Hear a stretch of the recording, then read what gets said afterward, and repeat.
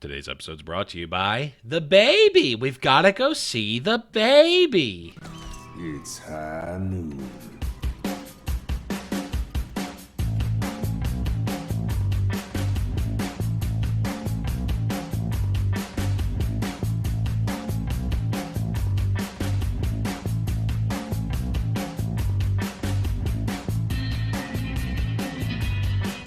Hello, everyone, and welcome to High Noon Podcast, the competitive Overwatch podcast. I'm your host, Blevins, and joining me today is brand new podcaster, fresh off the boat, brand spanking new, Deathblow. What's up, man? Glad to have you on. Oh, man, he's so new, he forgot to unmute his mic. What a newbie. Classic. That's how you know I've been doing it for a while now. Because you're not nervous enough to unmute. Oh man, it is good to be back. The weather gods were not with me last week. They would not allow me to have anything remotely resembling stable internet until well after the show was done recording. So big thanks to Volamel for filling in there. And as far as the other absences go, I blame you. I didn't go anywhere. I mean, I got nothing to say to that. BlizzCon, man, if you've never been to BlizzCon and you get a chance, I definitely suggest it at least once. It takes a lot out of you. It does. I didn't even remotely pressure you upon your return because I was exactly 1 year off of my own BlizzCon hangover, and it is a very real thing. So yeah, we took us a little bit to get back in the swing of things here, but good news for the listeners is the Overwatch League offseason might not have taken any time off whatsoever. True. So we have no abundance of things to talk about. And today we're going to be catching up on, I mean, we don't even have to catch up. This is just new stuff. Ridiculous weeks of news. Yeah. And then we're going to be covering some winners and losers from free agency overall because, Blevins, the window is closed. It is closed shut. Yeah, 3 days ago, teams were required to be at their eight-man rosters. I don't believe they're stopped from making additional signing moves or anything like that before the season, but they had to have their minimum eight-man rosters locked in. So at least the largest chunk of the news and signings have likely already been announced. But again, there's been so much more than even we anticipated, and we were just constantly railing on be ready for this. This off season's going to be nuts. And it's far exceeded my expectations. So definitely. Who knows what we've got. Yeah, it's definitely there's been some like jaw droppers for me, some of which we'll talk about today, which I'm pumped about them. I'm just prepared. I'm ready. I'm just going to have to live with it. This is my life now. It's okay. What a grand life it is. Oh God, it's just the worst. Do you have my song ready, bitch? I can get it ready, but I'm certainly not going to play it. I almost played the wrong song. But yeah, I mean, we've got just a ton of stuff to talk about, but let's go over a little bit of housekeeping first. Of course, the Blackwatch Report. We may take weeks off. We may go to BlizzCon. We may stop here and there, but Blackwatch Report absolutely does not. They actually, I believe, had two episodes. They had an interview and a regular episode. And forgive me if this happened many weeks ago. My brain's fried now. It's just been fried the last few weeks. BlizzCon basically fried my brain, and I haven't had a chance to catch it up. But Blackwatch Report, definitely your source for all of the Tier 2 Overwatch, Tier 3, all that good stuff, your contenders news, everything you can want. Make sure you are following the Blackwatch Report because, when this news starts stopping for Overwatch League, the contenders news is always a brewing, and Blackwatch Report also gets really great interviews as well. So make sure that you are checking them out. But let's talk about what we did this week. Deathblow. Okay, I'm dropping you're the new guy. What did you actually do? Even though we know you haven't been podcasting, but what have you been doing? Well, actually, we did do the Omnic Noon show. That made it up. True. So you guys can check that out. Honestly, big chunk of my week has obviously been NFL related. It's the middle of that season. I am wholly involved there in keeping an eye on our time for the Monday night game and my fantasy matchups that are still in flux for this week. So obviously I'm knee deep in that. Also, Warcraft 3. I don't know if you guys know this about me. I'm a big Blizzard gamer and a big fan of all things Blizzard, except for StarCraft. And then, so Warcraft 3, the beta came out, and I had a virtual ticket, and I pre-ordered when I was at BlizzCon, and they announced it last year. I pre-ordered from my seat in the stands. I was so excited about Reforged. So that beta opened up. I've been all over that. Me and I Play Games from Omnic Lab are both super into that game. He's been trying to coach me up a little bit, get me caught up to speed. He was more competitive than I was in the original heyday of the game. We've been having a lot of fun with that. I love Hearthstone Battlegrounds. I didn't expect to, but here we are, and I do. So I've been playing a lot of that, and of course TFT. We're still trying to do that whole casting thing. Thankfully, we've had a bit of a break with BlizzCon and the new set and all that stuff, because I've got so much League of Legends studying to do in order to not get hero names and ability names wrong the next time I'm called on to cast an event. So been trying to keep up with that. But yeah, just gaming, watching some football, and just letting my voice rest, since you haven't let me do any shows with you for a while. I mean, it's not that I haven't let you. It's that the almighty Mother Nature of took a strong look at Buffalo and sneezed a little too much snow on the area that week. But yeah, for me, doing a lot of the same. I'm still doing, obviously, TFT show. Legends of Runeterra is at its preview patch right now for another, I don't know, 6 hours or something stupid, and then it's going to go away for an unsure amount of time, so that's going to be upsetting. I've been playing a little bit of Hearthstone Battlegrounds, but I got like really into it and was like having a lot of fun with it, and I think I just kind of burnt out on it. Which I'm honestly glad about that, because I've just got too many games to play right now, and like Hearthstone Battlegrounds is fun and it's a great game. I think like last night I had like a bad run, and I was just like, it wasn't even like I was upset. I was just like, okay. Like I had like a bad. You ever have one of those ones where you just have no good choice for hero to pick, and then you're just like, I don't even want to play this game, or like you try and then you're just like, well, this isn't going. Why am I like Murloc? Why am I Murloc mech with a scavenging hyena? How did this happen? Why is this my life? Just gonna call it the menagerie comp and put a bow on it. Yeah, except it wasn't good. It didn't have any amalgams. That's the problem. It didn't have anything. It had no payoff. It was just bad. Yeah. So like a couple of bad finishes just like made me stale on the game. I'll still play it, but yeah, I'm with you there. I was all about it for probably a week straight, and now it's like, I need those new heroes they promised me. I think they're for this week though. Like they're going to be supporting it fast, so I'm pretty excited about that. I'll definitely continue to be checking in. I'm not stopping playing, but I need to sub some TFT in where the battlegrounds were taking place, and I think things will be well off there. But yeah. But enough about these other silly games. Let's move on and talk a little bit about news. Got some big old pieces of news here. We've got quite a bit, and we're saving the worst for last, so don't worry, we haven't forgot the actual nightmare scenario for last. First off is Bedosin and Quartermain are no longer with the London Spitfire. Do you want to start it off now? I mean, we're going to go deeper into this, but I just don't know what they're thinking. What went through the head of this team when I don't know. It's really difficult.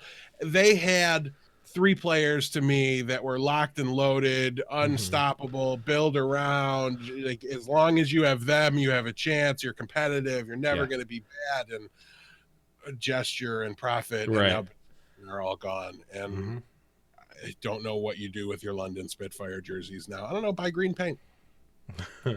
Or buy Yeah, I guess really it's like green. really any color paint, just not sky blue. I mean, I would encourage you to buy green paint, but just I don't know.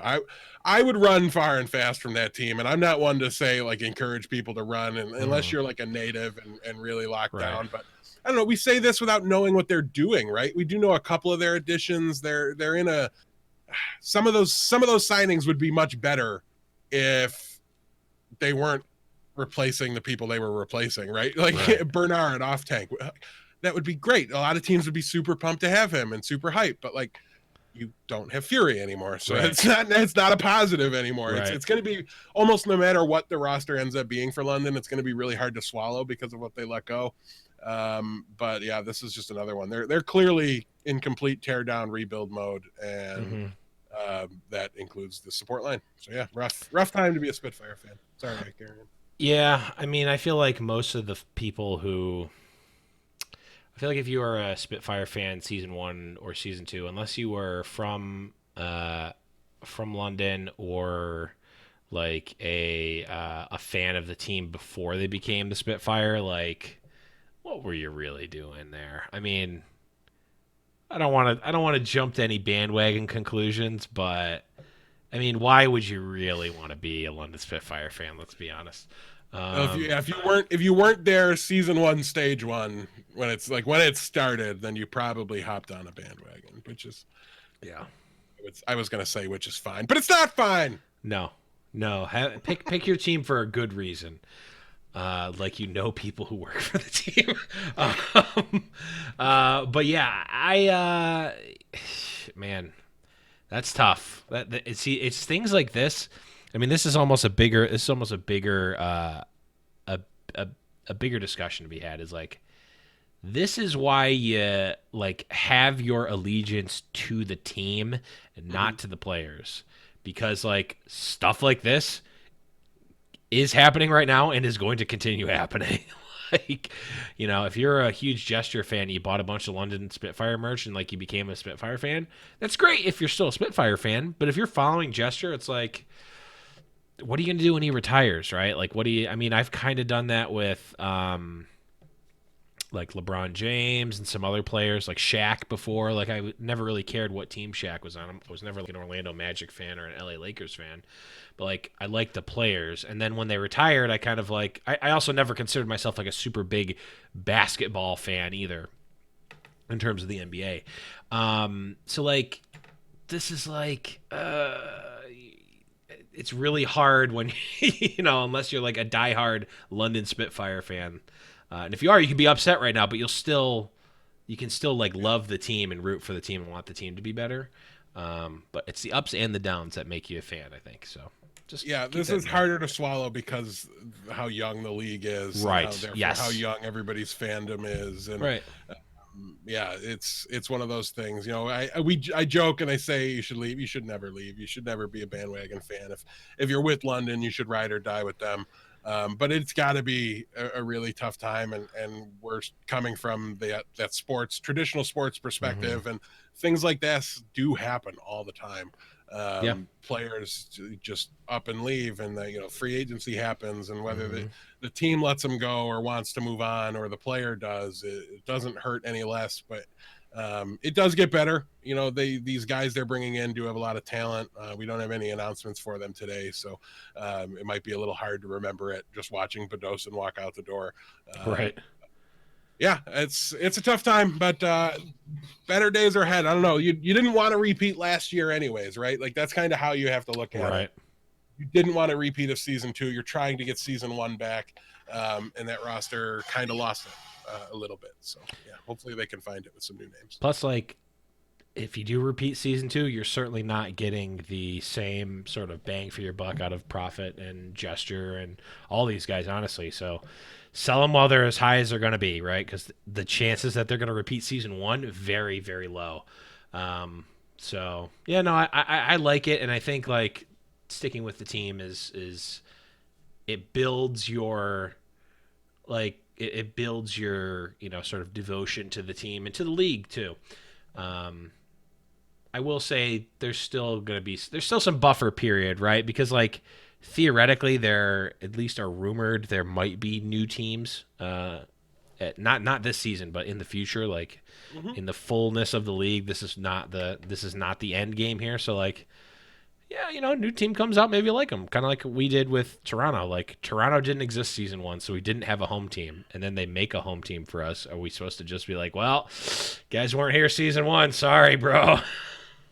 I mean, yes, kind of, but Yeah, I mean, like it's still mostly green behind me on my right, on my shrine, right, and I don't have a Toronto jersey, and granted, that's because they don't make them that fit me. So why would I buy them? But at the same time, it you're not wrong, right? There's something to be had for being earlier, and hmm it's really hard to let those allegiances go. yeah, You go through a season with a fan base and rooting for a team, and there's hmm uh I don't know, a sense of ownership maybe is maybe the wrong word, but you feel like you're it's the part best of the way team in a to way. describe it. Yeah, you You're feel like this, it's yeah, part of you, you're part of it, hmm and so you're there. There's a brothership, there's a familiarity, a friendship that forms there hmm that I just have to click on somebody's Twitter profile and see the Outlaws logo somewhere on it, and I'm like, oh, my people, I found them. yes, yes. And you want to keep that. So yeah, even if new teams come in, hold on to them. But yeah, it's a rough time for London, but things will look up hopefully this offseason. I mean, maybe they won't, but they probably will. Yeah, maybe not this season, but next. All right, let's move on and talk about the LA Gladiators. Mirror, who's a Vietnamese DPS player formerly of the Uprising Academy, has joined the Gladiators, as well as Paintbrush, a U.S. main support from Revival and Mayhem Academy, and Bishu actually rejoined the Gladiators. I don't think these are as flashy necessarily of gains here as some of the other ones we've seen in this offseason, but I mean, LA Gladiators needed to fill their roster with someone, right? Like, Yeah, now Bishu and Paintbrush are backups. mhm, Bishu's not starting over Space. I'm sorry, Bishu fans. I know a lot of Bishu fans are Gladiators fans, so I think this mhm, is a big listen. Bishu's an adequate, perfectly good, adequate off tank player to mhm, have. But I do think the signing there was a bit of a fan service. Like we know our fan base loves this guy. I thought mhm. it'll be popular to bring him back, and it's not a player meant to really hit the stage very much, no matter Right. who the signing actually was behind Space. So that's fine. Paintbrush is probably not really a depth signing, more like a prospect signing. Mhm, mhm. And it kind of reminds me of maybe KSF when the Valiant brought him up. Yes. This isn't a player that's going to start over Big Goose unless Big Goose really flounders in the third season. Shaz and Big Goose will remain the starting support line for this team. Paintbrush will learn behind them, develop his talents for a future run, and hopefully Mhm, it goes as successfully for him as it did for KSF on the other side of LA. Mirror is the one though that he got shoes to fill. mhm. They've lost their whole DPS core. Right. So they're re-signing, and these players we have to assume are at least going to be very much so in the running to compete for those spots. We believe we announced Bird Ring last week, Mhm, so he's going to be manning the hit scan position. Mirror will be a little bit more of the flex DPS role. He's played Widow. Probably not going to have to do that with Bird Ring around, but Genji, Doomfist, Junkrat, Hanzo. So your typical kind of projectile kit, as well as he can flex into the Widow if you need him. I think he's basically as good as any prospect signing that you could have here, right? That's not one of the huge names. mhm. Again, we're not huge contender scene followers, so maybe after the whole process is done, if we bring Thorn or Kyle on, Right. maybe they can give us a little more insight into what kind of impact Mirror was able to have for the Boston Academy team. But yeah, it looks by all accounts to be a solid signing, and this is the one that's going to very likely be seen on stage. Yeah, and I mean, I'm looking forward to, especially from the DPS role, like, let's see these new players. We've seen players come from contenders or come from non Overwatch League positions and really pop off. I mean, we've also seen, though it was painted a little bit by the GOATS meta, we've seen star DPS players really kind of flounder in with switching teams or coming into a new position. So Yeah. they're certainly, I mean, DPS in a lot of ways are the the position that can make a big flash and can really define a team in a lot of ways. So we'll see if the new player, Vietnamese DPS player. I don't know. I can't think of any other Vietnamese players off the top of my head. So apologies if there are other ones. What's that? Isn't Mickey? Mickey is from Thailand, I believe. Oh, Taiwanese. Okay. I don't know any. No, not Taiwanese, from Thailand. Oh, geez. Okay. Yeah. I'll get it right. We'll figure it out eventually. I'll get a globe or a map out or something. Yeah. I'll get it. From somewhere that's not America is basically as good as we can do. But yeah, I'm leaning into it. Yeah, so I'm very interested to see what new DPS players. I mean, we've seen a lot of really cool stuff happen in LA Gladiators. I think for me, and we're going to talk about winners and losers in a bit, but I think for me, Gladiators are one of the big question marks in this offseason for me. Mm-hmm. So they've definitely made some improvements. They've made some big changes, and they've made improvements in some spaces, and they've lost really top-tier players in different positions. So it's almost like they're like rotating the team in a lot of ways. So I'm very interested to see how that dynamic plays out, because I don't think we've seen that yet, really at this scale. Yeah, probably the best team that needed major shakeups, and they're getting them for sure. So, going to be a very different look for the Gladiators. Yeah, because they were never bottom of the barrel. They were always kind of like middle, like even like pushing like top of mid tier at times, but never really made the push. I think for 8 stages in a row, we had them penciled in as a team that was maybe poised to make 7 stages in a row. We didn't. Right. Nobody liked them stage 1, season 1. Right. But then after that, they were that team that was in position to level up and join the elite cast or whatever. They've always been that, and they've never done it. Yep. So this isn't a London situation where you're like, it might hurt to see a player like Surefour leave, or but you're getting serious talent back. They're I think staying very, very competitive, and I don't know that they're getting better or getting worse. I just know that they're different. So there's potential in both directions in a big way. Yeah, that's because like you lose Surefour, but you get space. So it's like you're losing DPS, you're gaining off tank. It's like we haven't, as far as I can think off the top of my head, we haven't seen that sort of like shift of power this disparate before. So I'm definitely keeping an eye on the LA Gladiators for season 3. Next up, we have Doha, Korean DPS from Element Mystic, joining the Dallas Fuel. This is one we're probably going to have to consult with Kyle and Thorne on. I don't know how much we know about Doha. Well, as far as specifics go, but I mean, this is your gauntlet-winning Element Mystic team, and by all accounts, my understanding is they were very much so led by the efforts of their DPS core. So I think we have to approach this like a very good signing. Certainly, the shoes that he'll be asked to fill are not difficult to fill, I don't think. I've not been even remotely shy of criticizing the Dallas Fuel DPS core all through last season, really through their existence. I'm sorry, AKM. Yeah, so I'm just like, we might really like you guys, but we just don't. We can't ignore what the product that has been put on the stage. I'm specifically apologizing to AKM because we spent a lot of time together at BlizzCon. So now I feel personally, I don't feel bad. You know what? Screw you, AKM. Take that. Take that, Bob. Stupid Bob. Just kidding, Bob. Bob. I love you. We do love you, Bob. AKM too. But at the end of the day, their performance just wasn't of a level to keep this team competitive and to really push them where they want to go in the Overwatch League. And liking somebody personally is not a good enough reason to keep them around. So Dallas had to make huge changes. I know I chimed in from chat, and Blevins, you read my message from chat last week, but I blasted the Dallas Fuel during our free agency primer for what their roster statuses were. We laughed significantly at them. They looked really bad at what they were doing. They were in a terrible spot. And what I said at the time was they were going to have to eat significant dead money in order to revamp this roster and put something on stage worth doing, and it looks like they've done exactly that. So they are the organization, and they're well known for being very good to their players, for taking care of them, and I think we saw that play out in maybe some of those re-signings, and now we're going to see it pay out to some of those old signings.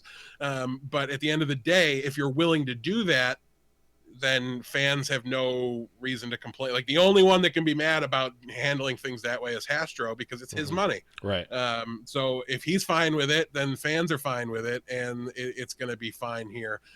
The roster, firepower wise, looks great to me. I really, really like what they've been able to do. Note Guangzhou tank line, revamp the DPS. They're in a very, very strong position. So it's going to come down to the coaching staff here, I think. If they're not able to make it work with this new revamped roster, I think they're going to look inward at that. We'll probably see another roster implosion at the end of the year if it doesn't work, and then probably a new coach coming in. They did lose Jane. Yeah, I was going to say that. Yep. So maybe they make another coaching signing there for an assistant coach or something along those lines. But listen, Arrow's coming off his World Cup. For his World Cup win. And a year ago, we were talking about how is this a mark on Arrow's coaching resume? And we kind of arrived at the conclusion that, well, he was the coach of the team and they massively underperformed and disappointed. Yeah. And now it's the exact opposite. They overperformed. They won the event. Yeah. He was the coach of the team. So it's fair to question what the coach is and how good the coaching is in Dallas. But at the end of the day, he's put up some results now, and it's time to do it with the Dallas Fuel. Now that he's got a roster that I think can seriously compete, there's nothing left to kind of provide an obstacle for him. So it's put up or shut up time in Dallas. Right. The fan base will get very, very loud and unsettled if they don't trend in a positive direction. Right. But from everything I can see from what they're doing a really good job of managing what was a difficult position going into free agency, and they're going to come out of this thing with a competitive roster, I think. Right. It really is going to depend on what they do with those, those players that we talked about in the primer of that are sort of dead, maybe not dead weight, but like they're not starters and they didn't need to be, you didn't need to re-sign these players necessarily. If we're looking at the Zacharys, everyone loves Mickey, but Mickey, Taimu, like a lot of those players, like, again, and Taimu did put out a twit longer kind of about his position and how he, you can take a look at that and get a little bit more context on that. But like, regardless of what's going on behind the scenes, like at the end of the day, from a fan perspective and from an analyst perspective, like I care about what they're doing on the stage. Like any of the off camera stuff is like, that's your thing. You deal with that. I don't particularly care that much about it. Not that I don't care about him as a human, but you know what I mean. Like that's it's not results-oriented business, right? Nobody else is in the business of caring about that sort of thing, and everybody else is in the business of trying to win. And so, when you root for a team or when you evaluate a team, you've got to evaluate them on that.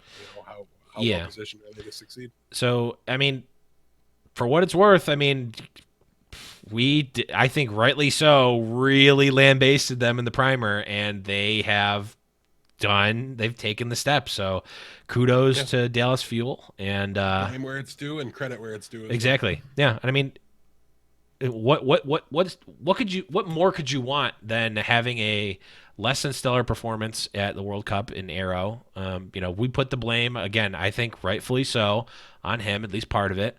And then comes back and wins it, like makes changes. Like what more can you ask than to learn from your mistakes, make changes and improve? That's exactly what you want. So certainly not going to hold a previous experience on you when you made improvements and like did like, so all the credit in the world to Arrow there. And really it's going to be, can they execute coming season 3? And all signs are pointing to yes right now. So and the Jane thing was interesting because I'm thinking it's just it's got to be a business decision from Jane's perspective, right? Like Yeah. You don't necessarily need to be in the rat race of being an assistant coach when you have such a vibrant, like, career doing that, like being your own thing, essentially.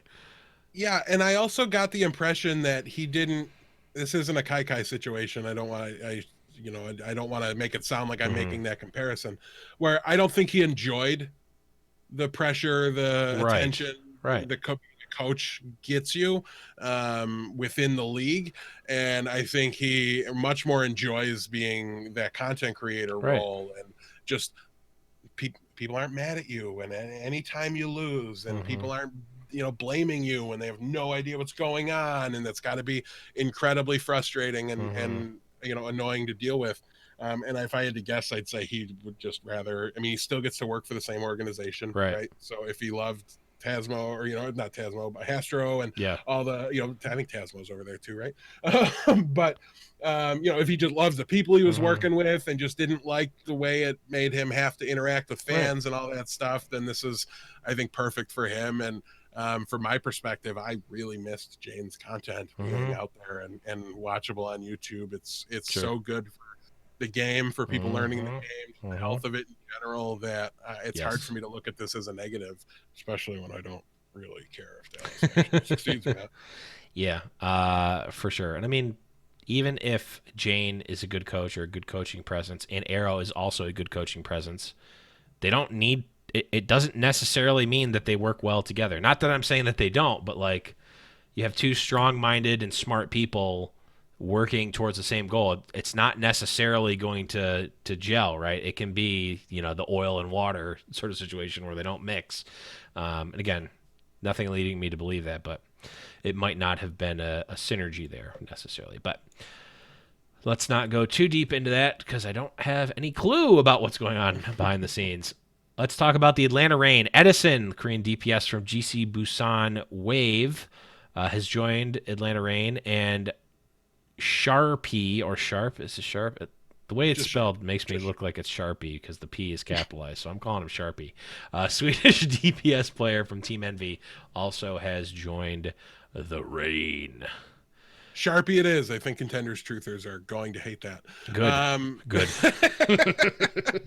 Yeah, so Sharp is, I believe, underage, right? I think he won't be when the season starts. I'm looking at it. Yeah, he turns 18 December 10th. So currently listed under inactive when you look at it. But this is a big Contenders prospect. This is one he was on Optic Academy. It's funny, in season 1, people joked Houston had no tracer in Overwatch League, and then the best tracer on their Contenders roster, that was Sharp. And so he's been around a little bit since then. Obviously, GGEA went under a while back. He went to Team Envy, and then now is joining the Atlanta Reign. Him combined with Edison, I think, is a particularly interesting signing here. We're looking for that star power DPS to stand opposite Erster. Yep. So let's go get 2 of them. Right. I love this attitude. Yes. This is the correct way, in my opinion, to staff out your team and fill holes. They went and got 2 players that were thought of to be among the better DPS prospects in Contenders. They brought both of them in to fill one spot.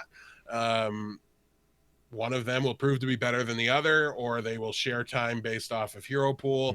Although the hero pool does look fairly similar to me. It does right now, but quite a bit of never know. overlap. But You never know what stage 3 is going to, or well, I guess not stage 3, but that far into the season is going to look like. Yeah, and maybe they have them specialized just to make use of the talent. We've seen teams handle an abundance of DPS talent on their roster effectively. So it's the one position where I don't worry too much about sharing playtime, things like that. So even in the event that these are both phenomenal signings that are elite DPS in Overwatch League, I think they're going to find a way to use the 2 of them with Erster. This is probably only bad news for Baby Bay, whose playtime is probably going to take a very significant hit. But again, he was traded for midseason to make up for DeFran. He always felt like a Band-Aid solution to me, not a long-term thing. He performed admirably, fine. He did the same thing for the Shock too, right? Like he's he's been, and honestly, he might be the DPS fact fiction, where you just like go somewhere in the middle of a season and get played and always perform well and always look like you belong and just never find a spot to stick and make your home. But at least he's doing it from within the league at all times, right? Like he's not been released and let go to play and get tenders, so he's at least got that going for him. But yeah, big two big signings there for the Atlanta Reign. Two very, very well respected prospects at a position they definitely had a need. I mean, Atlanta continuing their sort of, when we did the primer, Atlanta, clearly they did what they needed to, right? Like everyone was on option, if I recall correctly. Like literally every single player was on option. So it's like leaves the perfect, like it's perfect from the team perspective, right? From the organization. We pick who we want. We, cut who we don't. So from a management perspective, Atlanta Reign really been knocking it out of the park. They obviously had their big push at the end of the season last season, and I think they're looking to continue and improve upon that, obviously, moving forward. They're big they're almost like the heel of the league in a lot of ways, and Atlanta has a lot of things going for them, from the team, from the culture, from the brand. They're in a good spot. Speaking of good spots, Fleta now being traded from Seoul to Shanghai. I don't know which one of those is the good spot and where he's going, but I guess maybe we now see why Fleta wasn't getting played as much as he, should have been in season 2. Maybe they knew this was happening. Maybe it was a self-fulfilling prophecy of they didn't play him enough, so he didn't perform well enough, so they traded him. I think this was just by virtue of when you have profit, you don't need Fleta. Right. So they were able to make probably some significant bank off of this trade. Make some profit off of it. It's a solid profit. Yeah. And listen, I don't know that I would have done it, right? Because I want to have the extra DPS depth. And now when you look at Shanghai, a lot of people were talking about them as though they had the best DPS roster, the highest upside, at least DPS roster in the league last year. Now they're adding Fleta to it. I think that really, really does a lot for that roster. We're going to need to see exactly what the whole thing looks like in order to really know what their prospects look like for the year, right? Shanghai's in a bit of an odd situation. I don't know that they've replaced Guangzhou yet. Trying to look that up right now, but yeah, they're a little bit in flux. It's going to be interesting to see exactly what the roster looks like. As I said, what they're able to do to kind of fill all the gaps. Looking right now, I see Gaguri and Envy are the only tanks on the roster. So yeah, it's too incomplete to really grade what this roster looks like, but we did see Dia go to a 2-way contract. So they've got Diem, they've got Ding, and then Fleta gets added. So that's their kind of 3 Pretty DPS strong that they're rolling with right now. Youngjin was who they let go previously. So yeah, they let go Coma as well. It's still a roster in progress. This is one of the ones where we're definitely still waiting on some announcements to come through, but nothing bad yet to announce their 8. Other than losing Guangzhou, which was a very big that's true stabilizing force for them. But at the same time, I think this is when you can do that. I think Guangzou is a very good player. He's not irreplaceably good. He's also very stylistic in the sense that he kind of forces you into a specific play style and maybe not aggressive enough for the quality of DPS players that they have now. Right. So it could very well be a big positive for them to have moved on from Guangzou, but until we know who they're using to move on, it's team with that much DPS talent, I can't view that as a bad thing. The 3 of them are sure to rotate a lot to me. If I'm remembering correctly, one of the two, and I could just be wrong about who, but I think like Diem didn't play a lot. I think it was like Ding and Youngjin, or maybe it was Diem and Youngjin that played most of stage 4, which was surprising to me because I really expected them to kind of roll with the two guys that popped off so much in the stage before.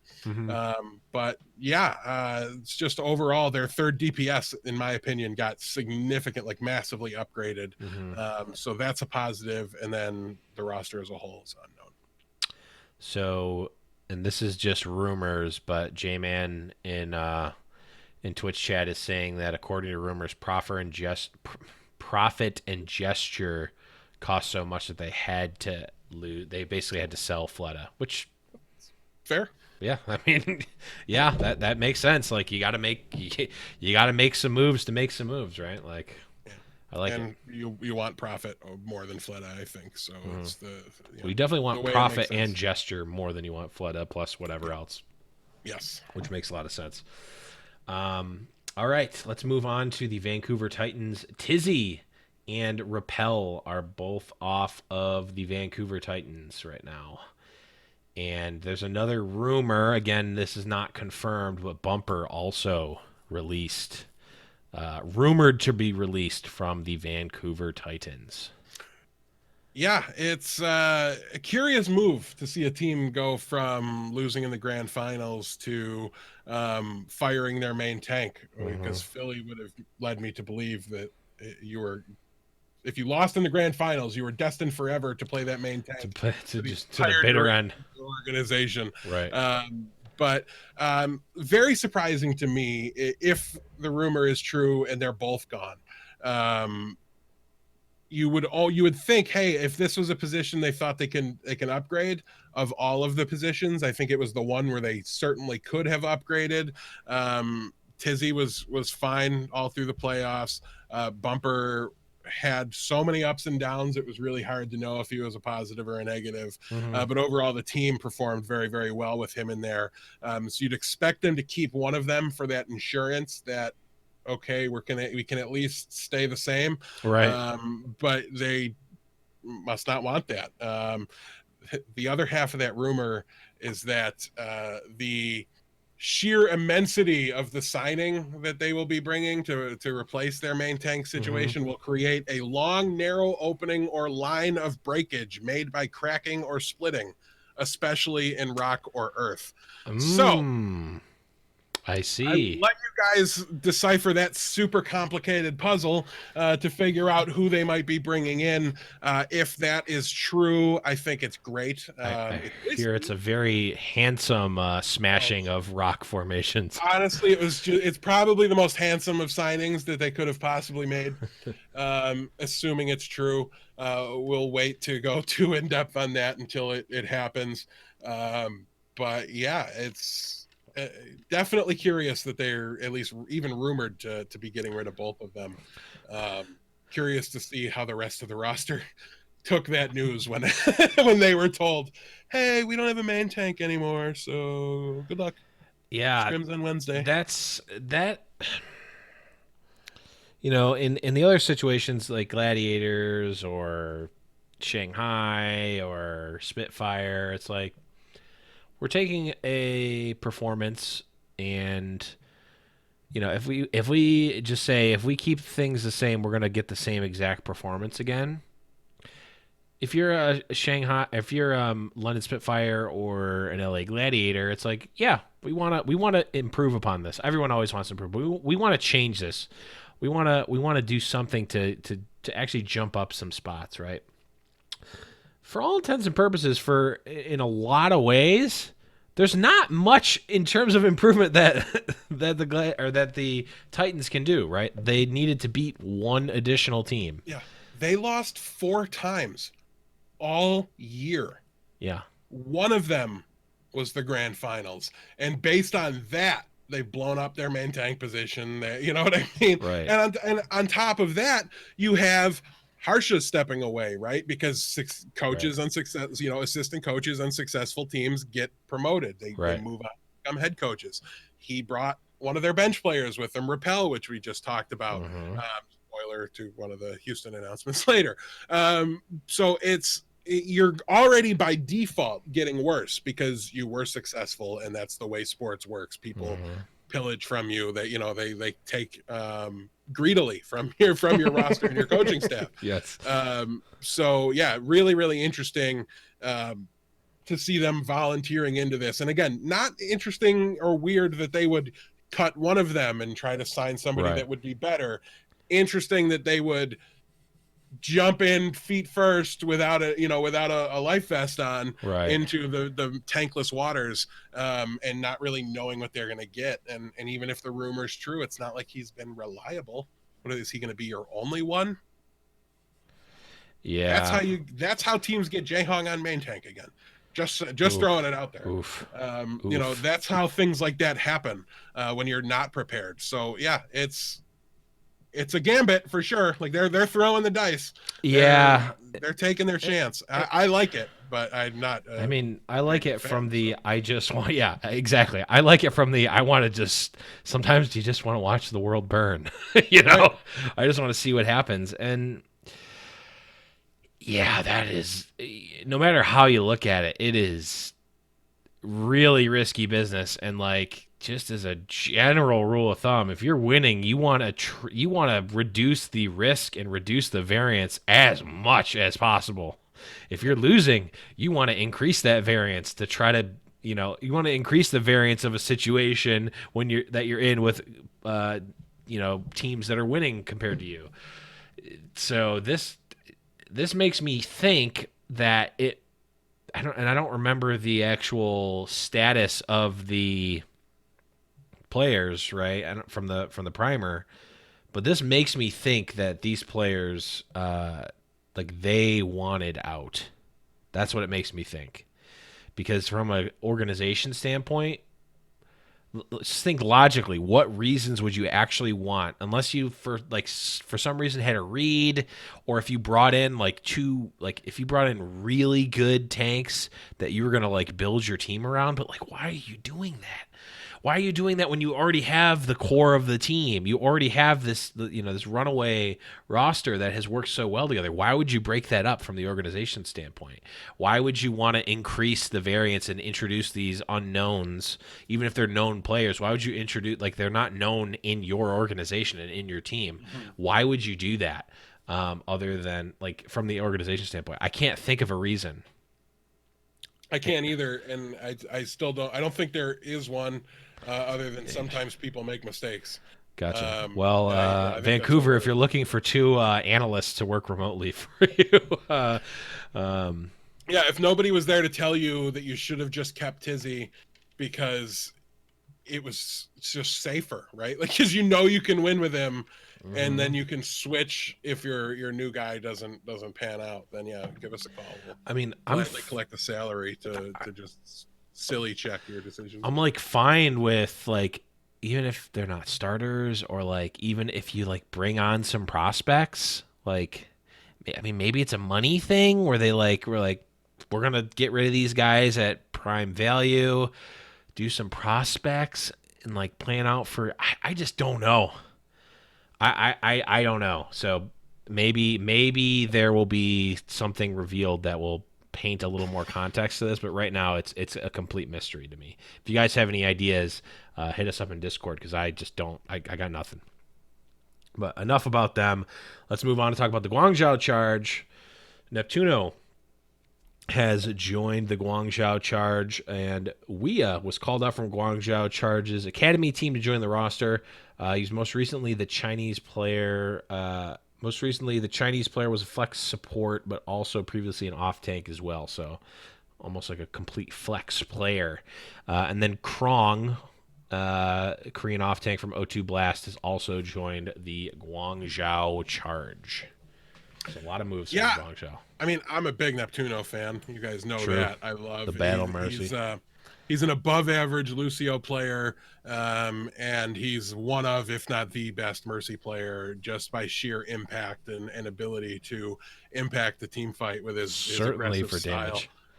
Yeah, from that perspective, without a doubt. And I remember in season 1, we were having so many of those conversations. We kept looking at the minimal stats we had, and his healing numbers don't drop off. He just also adds the killing. So to me, this is a great sign. I think it was like, I know contenders, truthers. I know. Okay. I think it was silly for Philly to move on from Neptuno. I know, guys. I know. But you knew what you had with Neptuno. You've seen him do it. It was proven. It was a known commodity. This is Tizzy all over again. This is, Bumper all over again. It's keep him. Just keep him.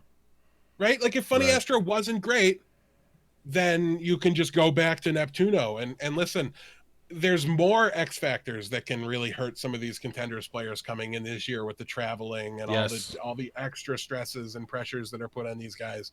So I would feel much more comfortable with somebody who has a track record being on the roster in the position, who I know can compete with my team, right? The core of that team's the same. They know Neptuno can work brilliantly with that team, and they can perform at an elite level and beat the best teams in the league. It felt silly, but great for Guangzhou to be able to pick this guy up. I think he's going to really help them a lot. He has experience working with mixed rosters. Obviously, Philly was mixed, vastly mixed too, like all over the place. Right, had players from, and that really mirrors what the Guangzhou Charge have as well. So I think this is great. WYA or WIA or WIA or whatever, however you say that, I don't know. I'll say it a different way. But don't say it like that. No, I will never say it that way. But, yeah, so I mean, they know what they're doing. Calling up somebody from their own academy team. I don't know a ton about them. Same with Krong. I think it's safe to say Wii is not going to be a off tank, considering they went and signed themselves an off tank as well. But it's nice to have that backup. It's nice to have that assurance, that roster flexibility. That is proven to be really valuable for teams in case of emergency, or just in case of the desire to throw your opponent off guard, right? To just put them on their, on the back foot, off balance. Being able to shake up who plays what and things like that can certainly be an asset. But this is, in that case, at least it's probably a backup for Wia because shoes nuts. True. But I think Krong is probably just going to hit the stage right. Didn't Krong, didn't he used to terrorize the Teenage Mutant Ninja Turtles?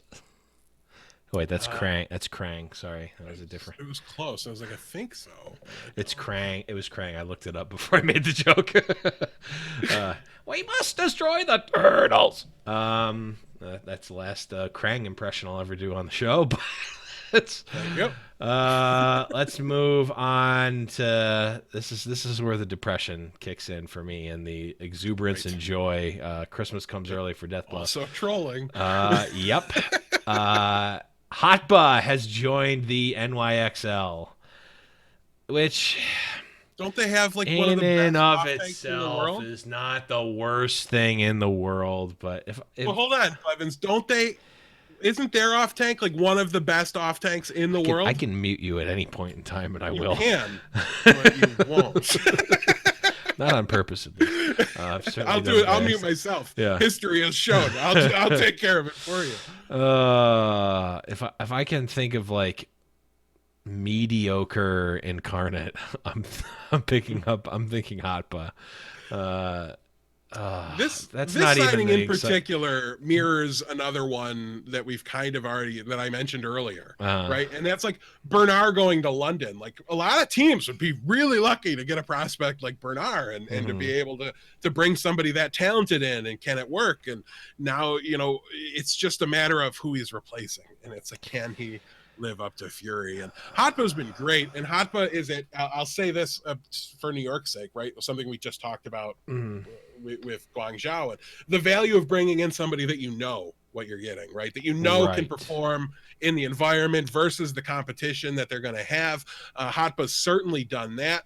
I think he was way more flexible before, or way more valuable before Rollock. when his flexibility, his ability to go to a DPS hero and play at a good level, if not, elite level. He doesn't quite get there for me, but he just actually was able to kind of fill in and give you that middle of a control map ability to go to a 3 DPS composition. But now that that's out the window, all you can really look at for the guy is his off tank play, and that is above average in the league.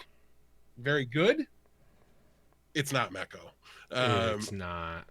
It's just not. So it's going to be interesting. It's hard to view New York as a team that gets better this offseason, but I don't know that they got like significantly, really measurably worse as a team. Right. And maybe the shakeup is enough to get them going again. They're probably not completely done. If I had to guess, 1 or 2 more players might leave and maybe get replaced. It's so hard to know. They're not an organization where leaks come from readily. So it's going to be interesting to see if there's any more moves on the horizon for New York. With how quiet it's been, I would tend to lean towards no. But yeah, Hotba, it's hard to be excited about this from a New York fan, perspective. But I don't think there's any reason to be upset about it. Like, unless you hosted a podcast where the co-host got your off tank. I was going to say, I'm upset about it specifically because of you. But outside of a situation like that, I don't see any reason why this needs to be thought of in really a negative light. Yeah. Screw you and your stupid team, and I hate you. And Meko also now dead to me. But I guess let's just do it right off. Meko has left the New York Excelsior and, in fact, has joined the Houston Outlaws. Oh, come on. At least play the clip. I pressed the button.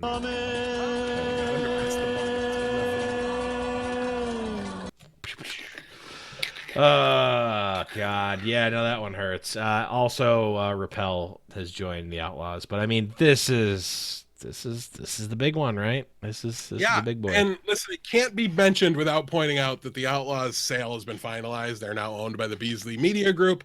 So I know a lot of people going into this offseason were questioning, are they going to be doing much? Can they do much? Do they have a budget that's not controlled by the Los Angeles Valiant? All sorts of questions were surrounding this team. And it's great to get them answered just from the sake of being a fan of this team. And to me, it was funny that it was being brought up as long as it was, right? It has to be brought up because there was no announcement. It wasn't done yet, right? But it was so obvious that it was done to me. Like, Flame clearly had money. You don't get to hire Harsha and sign Hydration and trade for Blase when you're on a bare minimum. Just keep who you have and make do budget. Right. And now we're seeing that Houston got more than a marginal budget. It looks like they seem to have gotten a significant budget and given the directive, we would like to win the league by the new ownership. And that's great for us and great for Meko, who I have to assume cashed a mighty paycheck to put on the Houston Outlaws jersey. I think Repel coming over from Vancouver, we talked about that. I love when a head coach gets hired, brings players, brings staff from his old organization, because at the bare minimum, the head coach knows what he's getting and he knows how he wants to use him. Right. So it's going to be a little bit of a faster plug-in to bring in somebody he knows like Repel than to trade for somebody he's never worked with before. So I think it doesn't have to be great. I think the Meko signing is phenomenal. There was no bias there. You can go back and listen to me bloviate and talk about how great I think Meko is. In the past 2 years, he's played for New York. And I had no way to know he was going to be joining my team eventually. So I think this is a huge signing. Yeah, it is. It really, listen, there was 2 positions that I think people really pointed to on the Houston Outlaws team and said, hey, these have to get fixed. And one was flex support, because a gold medal in the World Cup's not good enough. Raucus is garbage, right? And the other one is off tank. Yeah. They had a revolving door there. It was Matt one week. It was Spree the next. And they were both very specialized in their hero pools. And it just seemed to really telegraph what the team wanted to do. I think both players are very good at the characters they play, but it was a detriment to the team as a whole to have to split between the two of them, right? You look at the most successful teams in the league, and they invariably have an elite off tank. I do not think Meko is the best off tank in the world anymore. I think that has to be Choi Hyo Bin, but Meko is Gold player, absolutely. By the way. What's that? Gold player, by the way. Gold, by the way. So yeah, for what it's worth, Meko much higher ranked than gold. True. But Meko is absolutely a world-class off tank. He's got to be top 2, top 3. Yeah. And I've never soured on Muma. I never saw his play drop off. I think we're going to see a whole nother gear of Muma now that he has an off tank the caliber of Meko supporting him, diving with him in dive compositions, shielding him as our, just it's going to be a much, much more potent tank line here than, Matt was a really good diva, in my opinion. He was also a very passive diva who had no ability to flip that switch and get aggressive. And then on the flip side, you had Muma, who was more of an aggressive kind of solo operator Winston player, right? So I just think Meko has shown the ability to play aggressive, to play passive, to kind of do whatever he wants to do. He seems to have a really, really strong mastery of the off tank position. And that's something that, as high as I was compared to everybody else on the current off tanks for the Outlaws, not even I could have said about them. So I think the only thing I have left to kind of add here, Blevins, is yeah. Get it in now. Get it all out of your system. Greenwall! Can you even say Greenwall anymore? They're not even owned by that. What do you mean, can I? I just did like 3 times. That's the beauty of it. The Greenwall hashtag and chant and saying counters the argument that you can't use it anymore because you just Greenwall, you just interrupt them and it's just slam. You just shut them down. It's true. It's great. Yeah, I mean, pull my fan hat off and look at it through an objective lens. I mean, this is a big upgrade, huge upgrade, I would say, for Houston. Like, the only thing that it, this sort of adds. Well, they had Arhan. But for the most part, Houston's been a Western roster. They haven't had Meko. Obviously, was with NYXL, which was one of the most specifically Korean teams. Luxury Watch Blue before. So just Korea.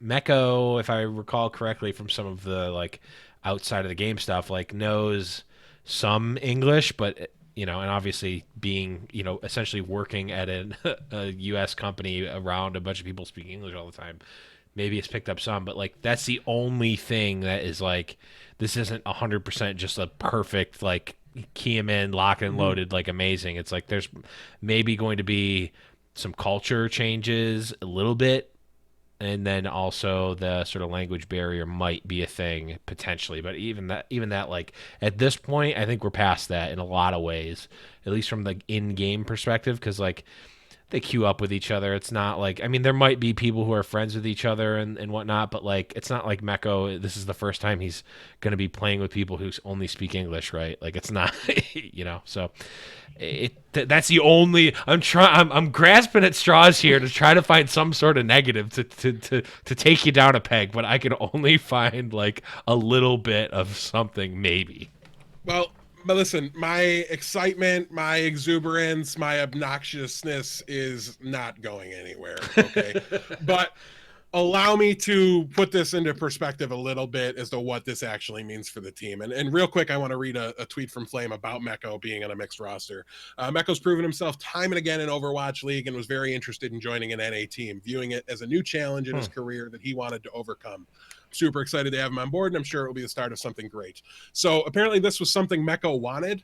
Wow. Either to be part of a mixed roster or to cash such a large paycheck or something about this was what Meko wanted. So he's happy to be there. And I think in a situation like that, mindset matters a lot. Oh, absolutely. Like that. a player traded into a mixed roster for the first time, kind of maybe against their will, would have a lot less ability to succeed than signing somebody and them getting to make that decision and agree to it. But like you said, this doesn't have to work. I think it's blatantly obvious that the Houston Outlaws became much better this free agency period. You know who else got a whole lot better this free agency period? Just about the rest of the league. Right. So did Houston get better? Absolutely. Did they improve their lot in the league, their spot in the standings? Only time can tell. That's true. Because it doesn't have to work, right? Meko can be super pumped to learn to speak English. He can know some of it already. He can go into this, but it just doesn't have to work out. You see it all the time. Anytime somebody starts, I mean, this isn't, I'm not comparing it, but you see people talk about super teams and how often do those succeed, right? And those, very rarely, this isn't even being compared to that, right? So you can bring in all the talent in the world you want, and if you can't coach them up, if you can't get them to be on the same page, all these things, it's not going to matter. So what this does for Houston is it gives us, in my opinion, tremendous potential and upside and you know, positive outlook, but it's not actually improving things until you win more games than you were previously, until you finally beat the NYXLs of the league and the Vancouvers of the league, which they've yet to be able to do. So yes, I will be high on them going into the year. Blevins probably will be too. It's hard to ignore the influx of talent, but there's also going to be some bet hedging going on when you see people talk about Houston. And Houston fans, that's not hating on what they've done. You're a fan. You're excited. You see the positive. I'm right there with you. I see it too. I'm pumped for it. There is a whole lot of negative that comes with a new head coach, half of a new roster, you know, all these things. It can get worse, but all signs point to positive, right? Like their head coach looked lost. Now they've got a new one. Oh, that's another thing. Part of the mixed roster, their head coach worked with an exclusively Korean-speaking roster all last year. So to me, he seems better equipped to handle merging players that speak English and Korean than most. But again, he's unproven as a head coach. You know, the roster's unproven working together. They didn't address the main support position. That was to me more important than off tank or flex support. To me, looking at them, they looked like they had shot calling problems. So now we're looking at, can Boink in-game lead a mixed language roster? That is our biggest weakness right now to me. In-game leading. I have no problems with Boink's play on the heroes.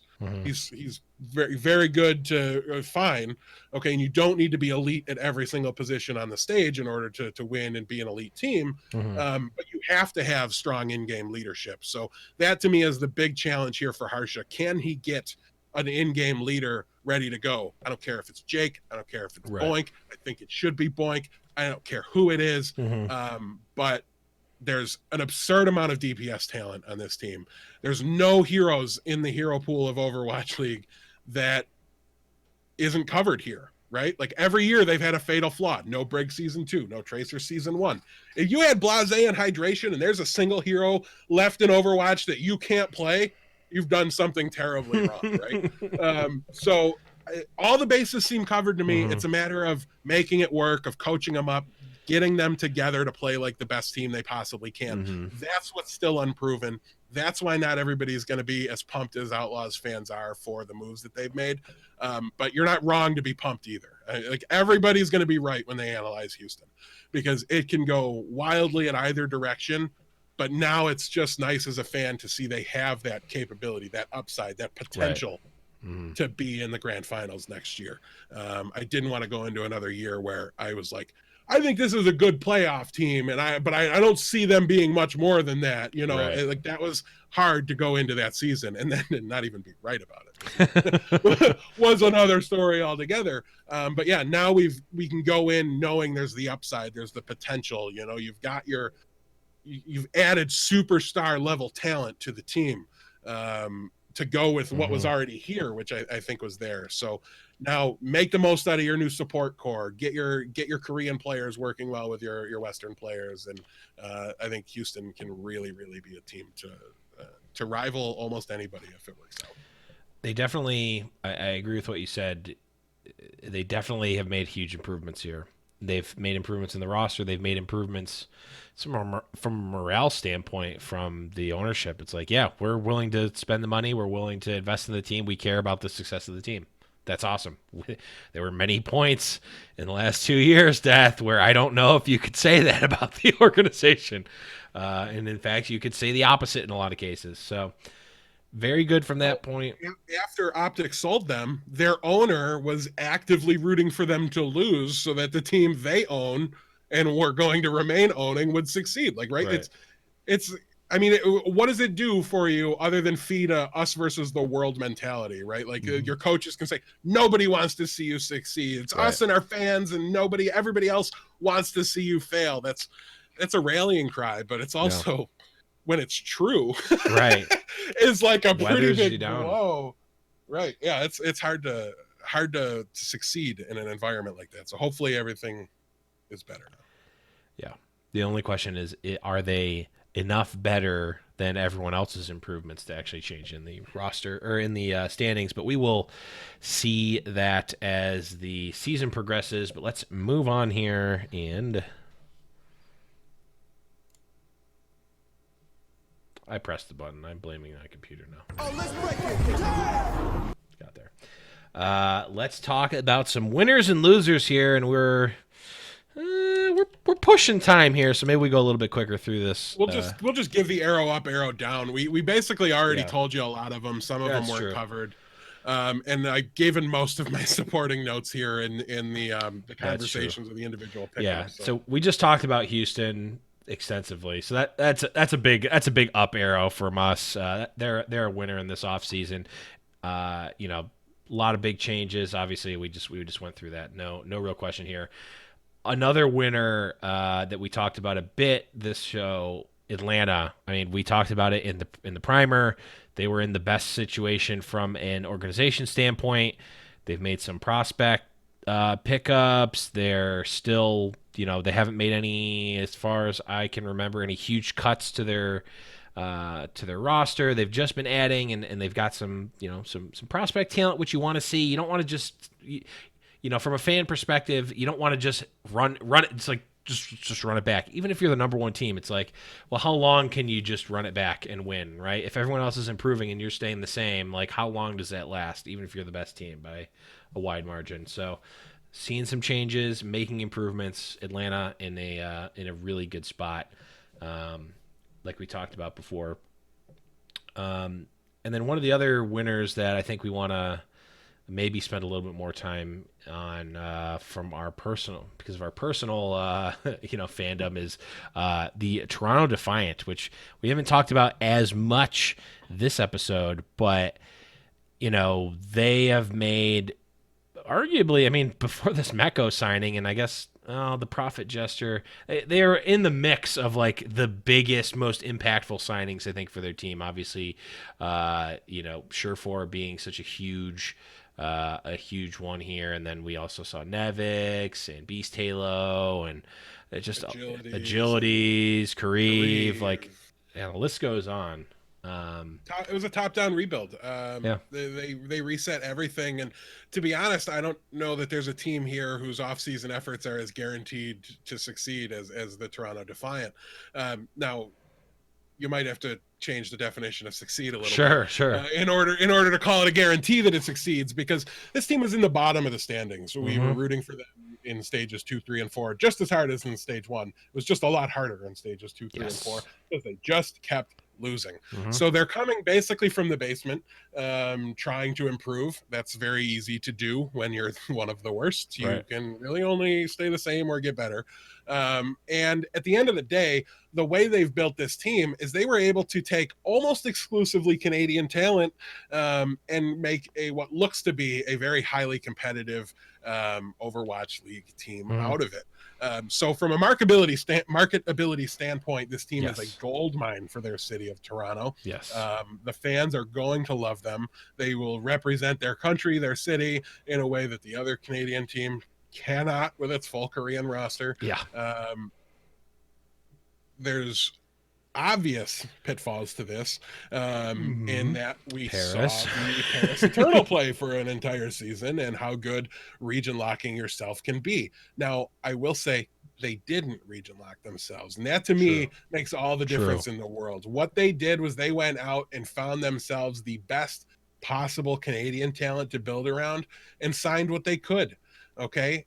After that, things got a little bit harder to fill out that way, and they had to go and get themselves Korean flex support in Korea, and they got themselves. I'm blanking on the nationality of Nevix, although I'm just about right there. He is Swedish. And then you go out and you get yourself a Danish main support player, and you get yourself an American main tank player. And now really you're not even the Canadian super team anymore, because you've got Logics there in your Belgium. But by going out, and they already had Mangachu, all they did was got a really good DPS line. Surefour is an all-star DPS player in this league. He's been the whole time he's been here. Agilities has been a part of a team that's confounded my personal expectations for them. 8 out of 8 stages that they've joined. I'm sorry, 7 out of 8. They had a winless stage. I got to remember that. 7 out of 8 stages in the league. I was never super high on him until he just continued to prove me wrong and continued to perform really well. So I think you can look at him as a player with untapped potential. He could have been one of the players kind of dragging down the Valiant roster a little bit, or he could have been one of them boosting it up. I really don't know. I just know both forces existed on the team, but they still have Mangachu. They still have Logics to go with Surefour. They don't actually need Agilities to be a pop-off DPS superstar or anything like that. They have other people that I think can do that. So there's 2 big question marks to me on the roster, and that is to me Beast, obviously Beast Halo. I don't think he played a ton in Contenders the last season, so it was a bit out of nowhere, but he was a well-respected tank prospect before the last Contender season. Nevix has not had a starting role in the Overwatch League. He's been around for a while. He's very well respected, well loved from his former team. Doesn't have to mean that you can compete and be an elite off tank or anything like that. But they've hit a marketability home run by bringing in some of the biggest Canadian talent here, and they've really set themselves up with a roster that is no less likely to succeed and push to the top of the standings than the other ones I look at. You've got some question marks, some players that you can't be sure of, but that's why they tried them out, and we're just sitting here with our podcast talking with no actual knowledge and just going off what we've seen before. So you've just kind of got to put your faith in what they've done. I sure do wish Neko was still floating around, just kind of banging around on the team. Yeah, that's the biggest one for me. And I mean, I think you sent me like a screenshot or something of like the rumor of Neko, or maybe it was the confirmation, I don't remember. And I just went, they went too far. You've gone too far. Like, you don't need to do, and there's obviously other reasons to do one thing or another. Neko maybe wanted to get shipped or what have you, but I was like, okay, now I'm just hoping we don't become Paris, which I don't think, and we don't have to be, right? Just because you're a very soft region lock does not mean that you have to be, perform like Paris. Like, all very good players, all, a very strong core for sure. So I think, like, in terms of like where they were last season to where they're looking to be, huge improvement, huge winners again for the marketability stuff, like you said, as well as just the performance of the team. Like, a lot of upside and a lot of room to grow here for Toronto. Yeah, I'm super pumped to see Nevix and Beast play. I think that is going to be really good time. Even if they're not great in the beginning, I think they're the one unit in the league of all the teams that just together can transform from like a bottom 3 unit to a top 3 unit over the course of the year. So it should be an absolute blast to watch them play. A little scared of Kellex. Never been a big Kellex guy. But you know what? Now he wears the Toronto jersey, so I'm flying the Kellex flag. Yeah, I only disliked you because of Boston, I swear. But we'll see. And he was never Boston had a lot of really good underrated players, and they had a lot of really bad players that didn't belong. And it was very difficult to know what was what when they had their off-tank player on the bench and their DPS players playing off-tank, and they just looked like such a mess.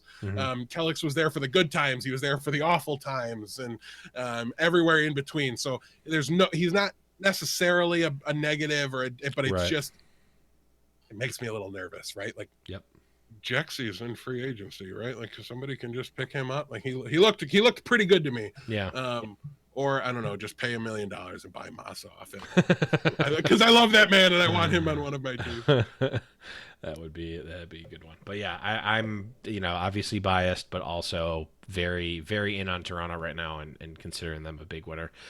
The last winner that we have here, at least for now, we'll probably flesh this out a little bit more, once we start getting a better picture of where the rosters end up, but is the Dallas Fuel. Again, we talked about it ad nauseum before, so we don't need to go too deep into it, but especially when you look at where they started the offseason to where they are now, like, huge improvement. Really, from a Dallas Fuel fans perspective, you guys should be very happy about the moves that are being made and the direction that the team is going, because they're learning from mistakes and actually looking to improve. So that's a big thing. In 1 month, they went from woefully lost to a serious contender. So they did a ton of work. Yep. And we will round out the show here with the losers. Again, we've talked a bunch about them, but London, Spitfire, you can call it what you will, whether it's a restructuring and investing into prospects or I don't know, but you said I can call it what I will. You can call it what you will. Throwing. I pick throwing. Actively throwing. And speaking of that, we can also throw the LA Valiant in there as well. It's like they literally said that they're essentially cutting their budget and they're working off a shoestring budget, and it's like, even if that's the case, don't say that don't tell your fans that. No one is going to back you up on that from a fan perspective. I think they actually refuted it, but at the same time, not strongly enough for me to believe it. I think they probably had to spend a lot of money for their Call of Duty team, and they're hurting. But to me, they even just handled the rebuild or the restructure or the active throw or whatever you want to call it. Right. They handled that wrong to me. Why is fact fiction gone? Right. How much of a difference did the man make to your team when you brought him in? Mm-hmm. When you brought him off the street, did you sign him to such a high contract number that now you can't support it? Because if so, I think you may have signed him to the wrong contract initially, and that's your fault too. It's odd to me, to say the least. Something's going on. I don't know, but didn't you just sell the Houston Outlaws? Didn't you just do that? Where did it go? I don't understand. I feel like they were probably easily bottom half of the league in payroll, top half of the league in return from that investment. Sure. Right? In performance. I don't know why they couldn't have let go. Couldn't you have okay, listen, you want to scale back a little bit? Trade space, make money off that, use that money to sign half that money to sign somebody else and give yourself a chance. I don't know. You could have just, if you wanted McGravy, they kept him, right? I don't know. There was a cleaner way to go about the reset here, and they just opted to make it messier than it needed to be. But that said, I'll probably put him bottom half of my power rankings and be wrong every other time. Every time except for that 0-7 season. The last two here... Still wrong, just the wrong way. Right. The last two here, you kind of have to put the perspective on it, because we're not saying that these are bad teams. That's not what this list is about, though some of that may correlate to the losers. But this is in just looking at their offseason and the moves that they've made, are they better or worse than they were before? And if you're looking at NYXL, no one's making an argument that Hotba's better than Mecco. Maybe some people are. Maybe the NYXL is, but I'm certainly not. Losing one of the best off-tank players in the world and bringing in Hotba, I think most people would agree that's a downgrade in a lot of ways. So by that definition, NYXL a loser this offseason. Again, there's still time. There's some rumors of maybe a prospect that's not of age yet that maybe they needed to bring in a holdover for. We'll see if that is actually true or if that pans out, or if there's other players that are moving or, being signed or leaving. We don't know. Maybe NYXL will revamp how they're using their roster too. So, and no matter who they brought in, unless it was Choi Hyobin, they were going to be in this list if they left. Right. Exactly. There was no way around it. They're still completely fine. They're still a front runner to be a top 3 team next year. They're still going to be where they were in my power rankings before. Not enough has changed to stop that. But they're stagnant right now, and the rest of the league is moving and shaking, and teams are going to come out of that better than they were going into it. How many, we don't know. How much better will they be, we don't know. But I do think we're looking at NYXL as probably a top 5 team instead of a top 2 team next year, just by virtue of they lost Meko, they didn't make notable acquisitions. They went from having the best DPS in the league last year to maybe, I don't know, because are they just fine with Libero and Nene and with those guys? I don't know, because we didn't get a lot of DPS play last year, and the DPS play we did get was Reaper May. So it's very difficult to know exactly where this team is at. Other than top half of the standings, I think is about a lock, because there is just a sheer overflowing amount of Overwatch knowledge and talent in the hands and minds of some of those players. But they're stagnant and they're not getting better. They're actively getting a little bit worse at a minimum. Other people are moving up. Yeah, I mean, you talked about top 2 teams. The last team on our list here, San Francisco Shock, they're not looking better. Nevix is gone. Repel's gone. Not Repel. Repel came from somebody else. Yes. Harsha is who I meant. Nope, Harsha came from somebody else. Harsha left 2 seasons ago. Did they lose somebody? Yeah, that's true. He was there. Did they lose somebody else? In my head, they lost 2, and now I can't figure it out. Regardless, they're stagnating. They've lost at least Nevix, who was very important to the roster, the team, everything like that. So yeah, they're stagnating. I think we could easily put Vancouver on this list, but considering the rumors, we want to wait and see what actually happens before we make an arrow up, arrow down decision there. But yeah, so these teams that are stagnating, it doesn't have to be a bad thing. In San Francisco's case, it's exactly what they were supposed to do. Okay, you don't win and blow it up. You win and you run it back and you do it again and you prove that your 6 or your 9 or 10, whatever you have, is better than everybody else's rosters, and you do it. But you can't look at them in a free agency period when they've only lost somebody, added nothing, and call them better. You just can't do it, especially when we do think there's a handful of teams that are actually pushing to join that kind of elite status, and it might take them a little while. It might happen right away with some of them. Some of them change less than others, but they have a target on their back. They lost a vital and important member of their team, if their own words can be counted as fact. So other people are improving. That makes them overall losers in free agency, but they're going to be fine. Yeah, they're probably going to be fine. But I mean, we could see teams do this. You get stagnant in some ways, and then other teams just leapfrog ahead, right?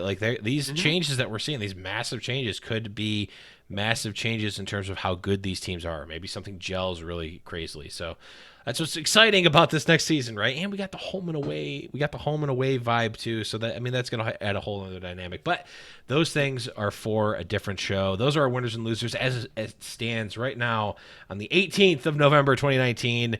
We still have some time. I mean, the teams needed to finalize their rosters or their 8-man rosters, but not their entire rosters necessarily, and they don't need to reveal what they are. They just need to be finalized. So we'll be getting some news trickling in as the weeks go on, I am sure. But for this episode, that is going to be it. Thank you, everyone, for listening. Make sure you guys are checking us out everywhere on the internet, High Noon Podcast, pretty much anywhere you could want to go. All of the podcast platforms, Spotify, YouTube, highnoonpodcast.com, patreon.com/High Noon Podcast. If you do want to support us, all of that does help. But that is going to be it, guys. Thank you so much again for Deathblow. I am the Blevins. And remember, it's Hannon. Got his boots and he put on his hat. He threw the coin away that same day. It's in his past and he's not looking back. He says, finding mine now, God's my way. He's not good, but he sure ain't bad. He'll make amends for the sins that he has. He says, I'll change the world one bullet at a time till I find mine. Let us know who you guys think is the biggest winner of the off season by going into the Discord, tagging at Kyle Wynn, and putting the name of the team that you think was the biggest winner in the off season.